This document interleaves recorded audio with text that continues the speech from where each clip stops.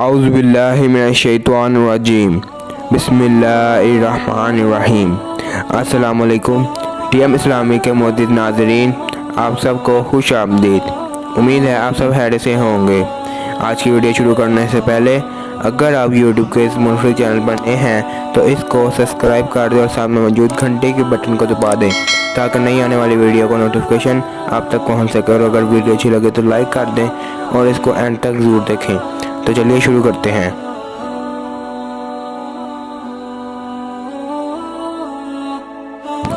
جب سے اللہ نے ذریت آدم کو پیدا کیا، دنیا میں کوئی فتنہ دجال کے فتنے سے بڑا نہیں ہوا، اور اللہ نے جس نبی کو بھی مبعوث فرمایا اس نے اپنی امت کو دجال سے ڈرایا۔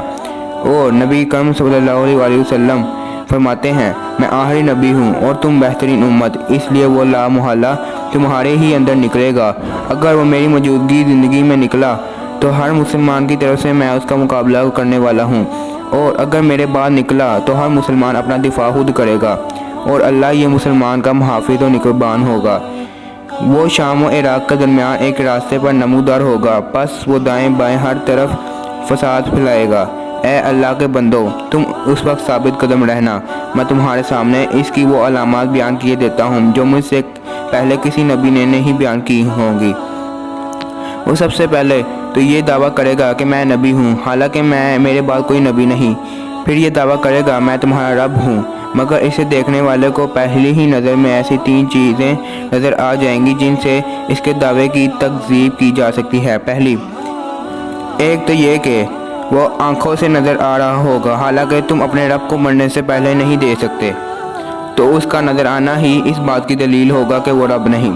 اور دوسری یہ کہ وہ کانا ہوگا، حالانکہ تمہارا رب کانا نہیں۔ تیسری یہ کہ اس کی دونوں آنکھوں کے درمیان کافر لکھا ہوگا، جو ہر مومن پڑھ لے گا، ہوا وہ لکھنا جانتا ہو یا نہ جانتا ہو۔ دجال کے ساتھ اصفہان کے 70,000 یہودی ہوں گے جو ایرانی چادریں اوڑھے ہوں گے۔ رسول اکرم صلی اللہ علیہ وسلم نے دجال کے متعلق کہا، اس کے پاس آگ اور پانی ہوں گے، جو آگ نظر آئے گی وہ ٹھنڈا پانی ہوگا، اور جو پانی نظر آئے گا وہ آگ ہوگی۔ اس دجال کے پاس روٹیوں کا پہاڑ اور پانی کا دریا ہوگا، مطلب یہ کہ اس کے پاس پانی اور غذا وافر مقدار میں ہوگی۔ نبی اکرم صلی اللہ علیہ وسلم نے کہا، ان باتوں کے لیے وہ نہایت حقیر ہے، لیکن اللہ سے اس کی اجازت دے گا تاکہ لوگوں کو آزمایا جا سکے، اور وہ اللہ پر یقین رکھتے ہیں یا دجال پر۔ صحیح مسلم 7015 روایت نواس ابن سمعان رضی اللہ عنہ فرماتے ہیں کہ ہم نے پوچھا، اے اللہ کے نبی صلی اللہ علیہ وسلم، وہ اس زمین پر کتنی تیزی سے چلے گا؟ آپ صلی اللہ علیہ وسلم نے فرمایا، جس طرح ہوا بادلوں کو اڑا لے جاتی ہے۔ وہ دجال ایک گدھے پر سوار ہوگا، اس کے گدھے کے کانوں کے درمیان 40 ہاتھوں کا فاصلہ ہوگا۔ اللہ تعالیٰ اس کے ساتھ شیاطین کو بھیجے گا جو لوگوں کے ساتھ بات کریں گے۔ وہ ایک بدو سے کہے گا، اگر میں تمہارے باپ اور ماں کو تمہارے لیے دوبارہ زندہ کر دوں تو کیا تم اس بات کی شہادت دو گے کہ میں ہی تمہارا خدا ہوں؟ بدو کہے گا، ہاں۔ چنانچہ 2 شیاطین اس بدو کے ماں اور باپ کے روپ میں اس کے سامنے آ جائیں گے اور کہیں گے، ہمارے بیٹے، اس کا حکم مانو، یہ تمہارا خدا ہے۔ الدجال آئے گا، لیکن اس کے لیے مدینہ میں داخل ہونا ممنوع ہوگا۔ وہ مدینہ کے مضافات میں کسی بنجر علاقے میں خیمہ زن ہوگا۔ اس دن بہترین آدمی یا بہترین لوگوں میں سے ایک اس کے پاس آئے گا اور کہے گا، میں تصدیق کرتا ہوں کہ تم وہی دجال ہو جس کا حلیہ ہمیں اللہ کے نبی صلی اللہ علیہ وسلم نے بتایا تھا۔ دجال لوگوں سے کہے گا، اگر میں اسے قتل کر دوں اور پھر زندہ کر دوں تو کیا تمہیں میرے دعوے میں کوئی شبہ رہے گا؟ وہ کہیں گے نہیں۔ پھر الدجال اسے قتل کر دے گا اور پھر اسے دوبارہ زندہ کر دے گا۔ وہ آدمی کہے گا، اب میں تمہاری حقیقت کو پہلے سے زیادہ بہتر جان گیا ہوں۔ الدجال کہے گا، میں اسے قتل کرنا چاہتا ہوں لیکن ایسا نہیں ہو سکتا۔ ان احادیث کی روشنی میں دجال کی قوتوں کو ایک ایک کر کے دیکھتے ہیں۔ پہلی، اس کا قبضہ تمام زندگی اور بخش و مسائل مثلا پانی، آگ اور غذا پر ہوگا۔ دوسری، اس کے پاس بے تحاشا دولت اور زمین کے خزانے ہوں گے۔ تیسری، اس کی دسترس تمام قدرتی وسائل پر ہوگی، مثلا بارش، فصلیں، قحط اور خشک سالی وغیرہ۔ چوتھی، وہ زمین پر اس طرح چلے گا جیسے ہوا بادلوں کو اڑا لے جاتی ہے۔ اس کے گدھے کے کانوں کے درمیان 40 ہاتھوں کا فاصلہ ہوگا۔ وہ ایک نقلی جنت اور دوزخ اپنے ساتھ لائے گا۔ اس کی اعانت اور مدد شیاطین کریں گے۔ وہ مردہ لوگوں کی شکل میں بھی ظاہر ہوں گے اور لوگوں سے گفتگو کریں گے۔ وہ زندگی اور موت پہ ظاہری طور پر قدرت رکھے گا۔ 8ویں، زندگی اور موت پر اس کا اختیار محدود ہوگا کیونکہ وہ اس مومن کو دوبارہ نہیں مار سکے گا۔ اب آئیے اس موضوع کی سب سے اہم بحث شروع کرتے ہیں، یعنی حدیث شریف میں بیان کردہ دجال کی قوتوں کو عصر حاضر کے تناظر میں تطبیق کی اپنی سی کوشش۔ آج سے پہلے حدیث شریف میں بیان کردہ اکثر حقائق پر ایمان بالغیب کے علاوہ چارہ نہ تھا، مگر جو ہم دجال کی دور کی جانب بڑھ رہے ہیں، یہ حقائق عالم غیب سے اتر کر عالم شہود کا حصہ بنتی جا رہی ہے۔ دجال مادی قوتوں پر دسترس رکھتا ہوگا اور سائنس مادہ بھی میں پوشیدہ قوتوں کو جاننے اور کام میں لانے کا دوسرا نام ہے۔ لہذا یہودی سرمایہ داروں کے پیسے اور یہودی سائنس دانوں کی محنت سے سائنسی ایجادات جیسے جیسے آگے بڑھ رہی ہیں، دجال کی قوتوں کو سمجھنا آسان ہوتا جا رہا ہے۔ آئیے دجال کی قوتوں کو ایک ایک کر کے عصر حاضر کے تناظر میں دیکھتے ہیں۔ پہلی، دولت و خزانے۔ یہ تو بہت سے لوگ جانتے ہیں کہ دنیا کی معیشت کو دو ادارے ورلڈ بینک اور IMF انٹرنیشنل مانیٹری فنڈ چلا رہے ہیں۔ یہ بھی لوگوں کو معلوم ہے کہ ان کو عالمی معیشت کی نبض کہا جاتا ہے اور دنیا کی معیشت کا انحصار ان دونوں اداروں پر مانا جاتا ہے۔ یہ بھی سب جانتے ہیں کہ یہ ادارے کس طرح مقروض ملکوں پر دباؤ ڈال کر وسائل پر تصرف اور مقاصد پر اپنی اجارہ داری قائم کرتے ہیں، لیکن یہ بہت کم لوگ جانتے ہیں کہ دنیا کو چلانے والے ان اداروں کو کون چلاتا ہے۔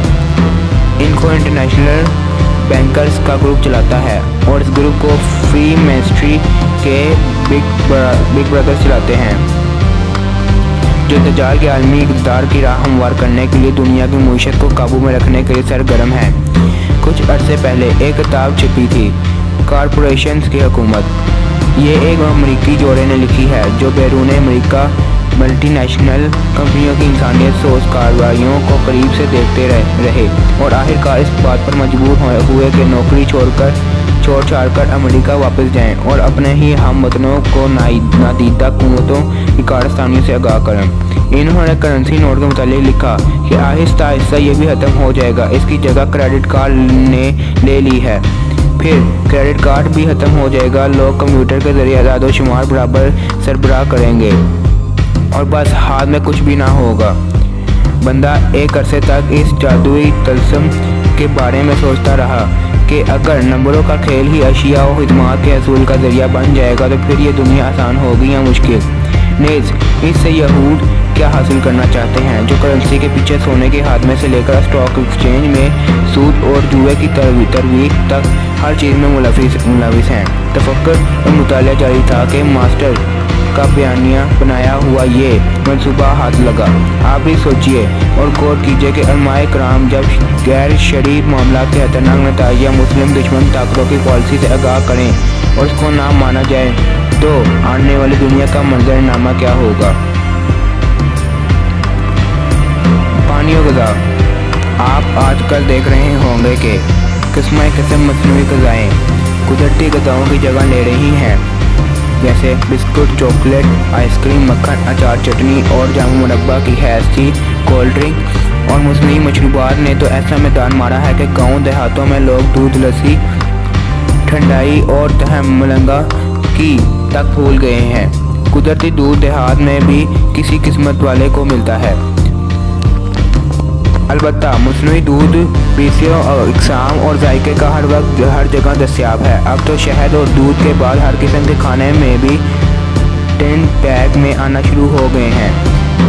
1886-88 میں ایک امریکی یہودی سائنسدان نیکولا ٹیسلا نے AC کرنٹ، پاور، بجلی کا نظام اور اس کی ترسیل کا نظام ایجاد کیا۔ فی سیکنڈ 60 ارتشاعات ہر ٹنز کی AC بجلی کے پاور گریڈز زمین پر پھیل جائیں تو کرۂ ارض اپنی معمول کی فریکوینسی 7-8 ہر ٹنز کی بجائے ایک مختلف رفتار سے چلنے لگے گا۔ اس سے خارج ہونے والی ریڈیائی لہریں ایونی کرہ کی فضا اور موسم کو لازمی طور پر تبدیل کر دیں گی۔ ایونی کرہ کو گرم کرنے کے لیے ناروے میں قطب شمال کے نزدیک تجربات کیے جا رہے ہیں۔ اس سے موسموں میں حسب منتشا تبدیلی آ جائے گی۔ اس منصوبے کا اظہار مختلف پیرائیوں میں مختلف یہودی اتھارٹیوں کی طرف سے ہوتا رہتا ہے۔ مثلاً 1958 میں وائٹ ہاؤس کے مشیر موسمیات نے بتایا کہ محکمہ دفاع ایسے ذرائع کا جائزہ لے رہے ہیں جو زمین اور بالائی فضا میں برقی ذرات کو موسم پر اثر انداز کرنے کے لیے استعمال کیے جا سکیں گے۔